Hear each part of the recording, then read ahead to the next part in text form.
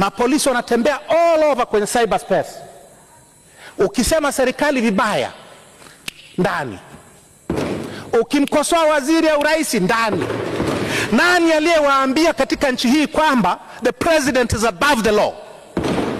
Nani aliyesema kwa mujibu wa sheria gani kwamba rais hawezi akasemwa vibaya?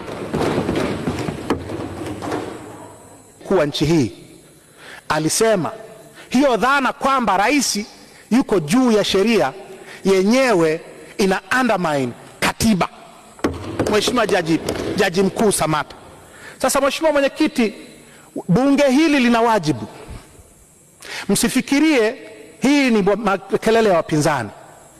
Bunge hili lina wajibu wa kulinda uhuru wa habari.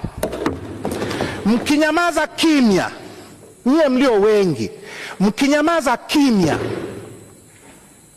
leo ni sisi, kesho ni Nape, kesho kutwa ni wewe. Nilizungumza wakati tunapitisha sheria ya vyombo vya habari, nilinukuu maneno ya baba wa rais wa sasa wa Ghana, wakati Nkrumah anapitisha sheria ya kuweka watu kizuizini, anamtumia waziri wa mambo ya ndani anaitwa Tawia Adamafio. Wakamwambia Tawia Adamafio, angalia unatengeneza mtego wa panya, utakukamata wewe. Na kweli Tawia Adamafio alikuwa mtu wa kwanza katika historia ya Ghana kuwekwa kizuizini kwa sheria aliyoipitisha mwenyewe. Tafadhalini waheshimiwa wabunge, tafadhalini, hizi sheria, haya mambo mabaya ambayo yanafanyika nchi hii halafu mnayalinda yasisemwe. Mnatuziba sisi mdomo, mnafikiria mnatushughulikia sisi.